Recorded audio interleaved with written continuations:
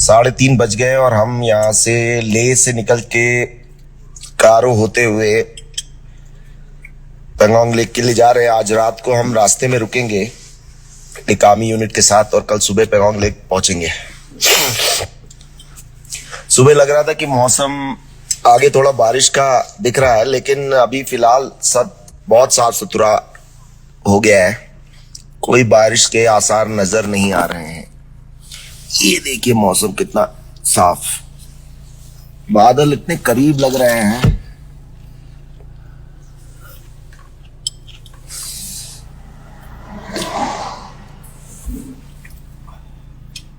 बिल्कुल साफ हो गया है। आगे रास्ता थोड़ा खराब है, बट शायद जो जोजिला पास वाला रास्ता हमने कर लिया है उसके बाद कुछ भी खराब नहीं लगेगा अब हमें।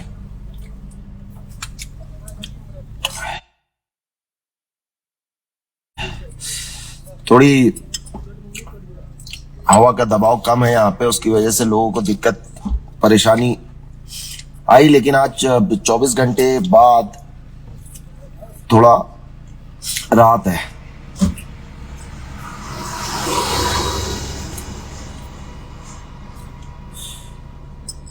लद्दाख एडमिनिस्ट्रेशन की तरफ से होने वाला महायोगा सेशन जो पेंगोंग से लेक पे हो रहा था वो कैंसिल हो गया है।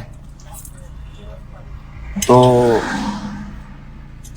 हम फिर भी वहां पहुंचेंगे और अगर आर्मी के जवान वहां पे होंगे तो हम उनके साथ योगा करेंगे।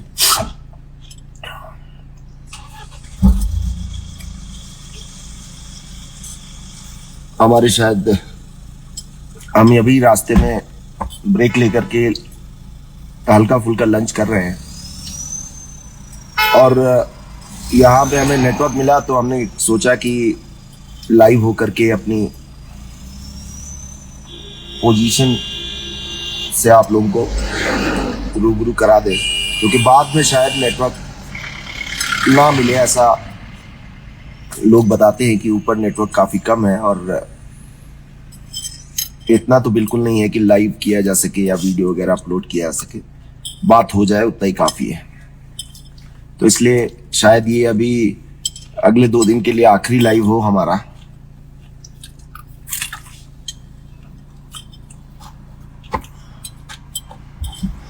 I need 1 fresh plastic bottle पानी वाली, मेरे पास नहीं है। रास्ता में रखिए कि रास्ता में पानी हम काफी मात्रा में कैरी कर रहे हैं। हर गाड़ी में जरूरत के हिसाब से पानी है और एक गाड़ी में हमने पानी का स्टॉक रख रखा है। डीजल का भी, पेट्रोल का भी स्टॉक हमने साथ में लेके चल रहे हैं, क्योंकि कोई जरूरी नहीं कि हमें टाइम पे पेट्रोल पंप मिले। एक्स्ट्रा टायर भी अब हमारे पास हो गया है एक गाड़ी का, क्योंकि एक गाड़ी का टायर पंचर हुआ था और उसका कट इतना बड़ा था कि वो कुछ खाएंगे आप और रिपेयर नहीं हो पा रहा था, तो इसलिए उसका टायर बदलना पड़ा। लेकिन चूंकि उसी के साइज का टायर नहीं मिल रहा था, इसलिए हमें 2 टायर बदलने पड़े। तो अभी हमें एक एक्स्ट्रा टायर भी कैरी करना पड़ रहा है। तो सामान हमारे पास बढ़ता जा रहा है। हम चाहते नहीं है लेकिन फिर भी बढ़ता चला जा रहा है। लोगों ने काफी खरीदारी भी कर ली है। शॉल वॉल, मफलर शफलर, जैकेट, जूते सब खरीदे पड़े। और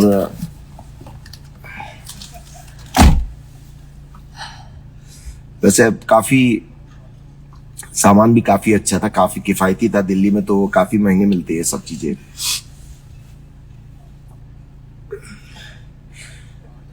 नींद नहीं पूरी हो पा रही, बस थोड़ी दिक्कत ये है कि कम सो के काम चलाने की आदत डालनी पड़ रही है। काफी हद तक लोग अब आदत पड़ चुकी है कि 4-5 घंटे की नींद में फ्रेश हो जाते हैं।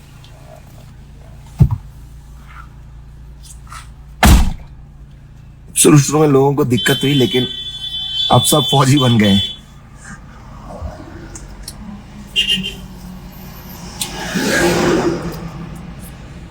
गाड़ियां बहुत रफ्तार से चलती हैं यहाँ।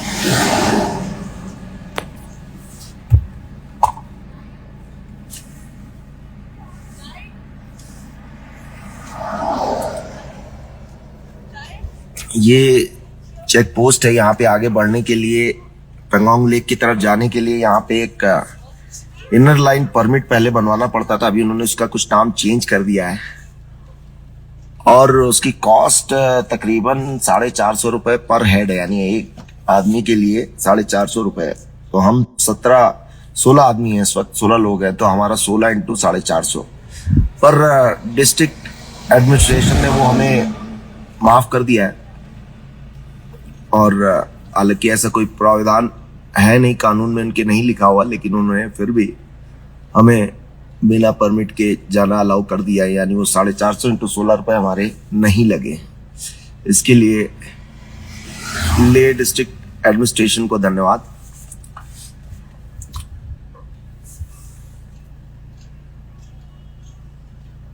जुड़े हुए हैं वो आज दिल्ली चले गए, उनकी कुछ अर्जेंट मीटिंग थी डिसेबिलिटी क्रिकेट को लेकर के, तो उन्होंने रिक्वेस्ट भेजी थी और ज्वाइन करने के लिए। ये रवि जी हमारे साथ आ गए। रवि जी, दिल्ली पहुंच गए आप सुरक्षित?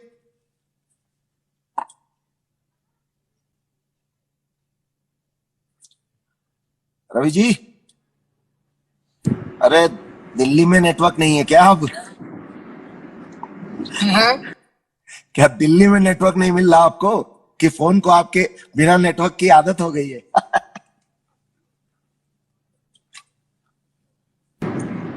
क्योंकि पहाड़ों के बीच में है और नेटवर्क आता और चला जाता है।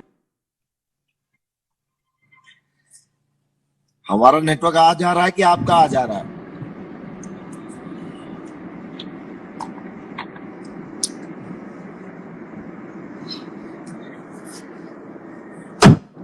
यहाँ देखिए कितनी सफेदी है, साफ सुथरा मौसम है। दिल्ली में आपने क्या हाल कर रखा है?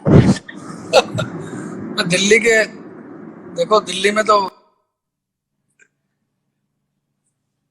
दिल्ली के प्रदूषण में आप कैसे रह पा रहे हो इतने दिन? यहाँ स्वच्छ लेह वातावरण में लद्दाख रहने जो के जाते बाद। हैं दिल्ली वाले लोग, मुझे कोई बता रहा था कि दिल्ली में रहने एक दिन में आप बिना सिगरेट पिए 10 सिगरेट भर का मजा ले लेते हैं, इतना प्रदूषण है वहां पे।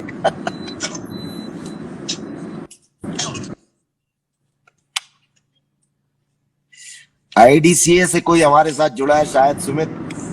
सुमित को, ये सुमित के लिए है।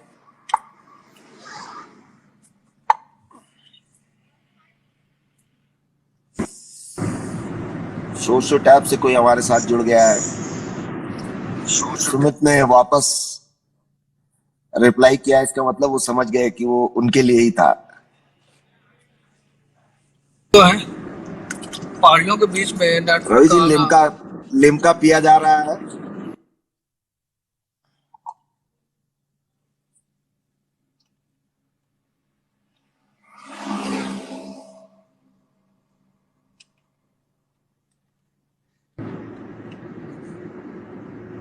तो मैं बता रहा था कि जोजिला पास की जो हमारी जर्नी थी, उसके बाद मुझे नहीं लग रहा कि उससे दुर्गम कोई रास्ता मिलेगा। बताया जा रहा है आगे है एक छोटा सा पैच जहाँ पे बिल्कुल रास्ता नहीं है, कच्चा है ऑलमोस्ट।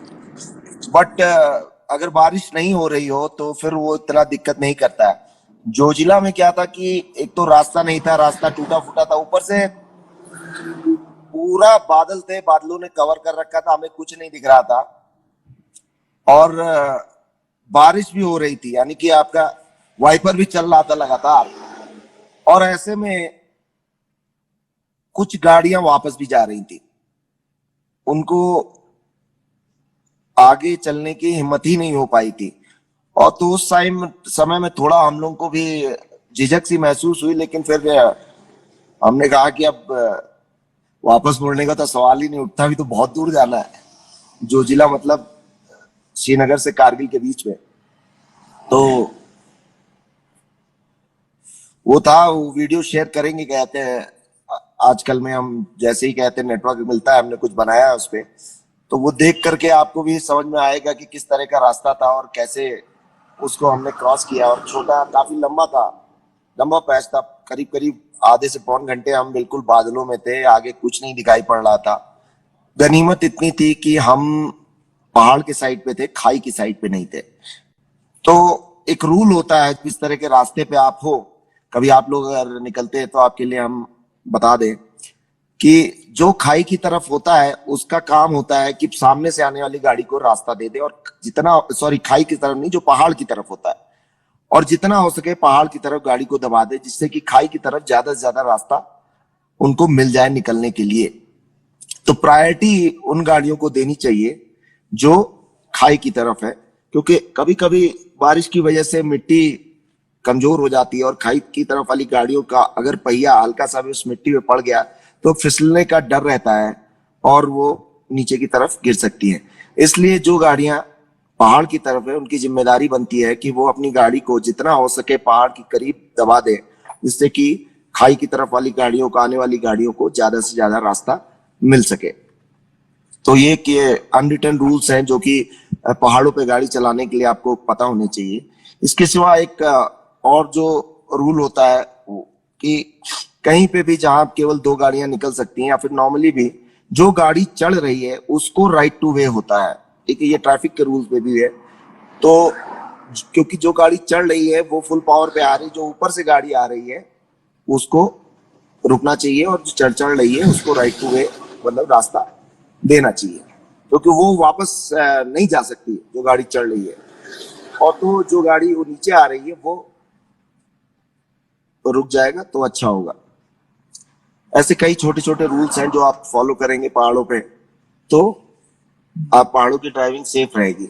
जैसे कि अपनी लेन हमेशा मेंटेन रखना, टर्न आप कर रहे हैं तो टर्न भी कोशिश करके अपनी लेन में ही करना, अनटिल आपको सामने की तरफ क्लियर रास्ता दिखाई पड़ रहा है। अगर ब्लाइंड टर्न है तो बिल्कुल भी कहते हैं अपनी लेन से बाहर नहीं जाना है, चाहे आप किसी भी साइड, चाहे खाई की साइड हो चाहे आप पहाड़ की साइड हो।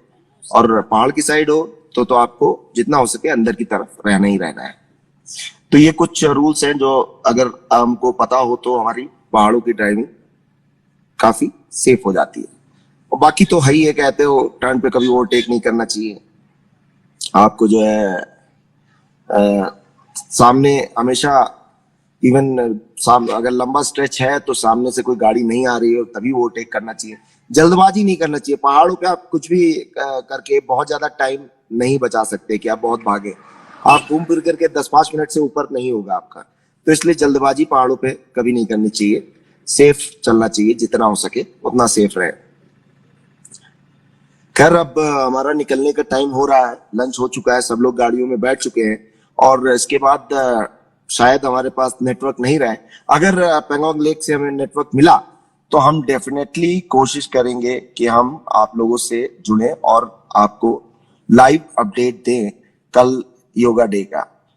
और बीच में भी कहीं अगर हमें नेटवर्क मिलता है तो हम कोशिश करेंगे कि लाइव होकर के आपको पूरा अपडेट दें।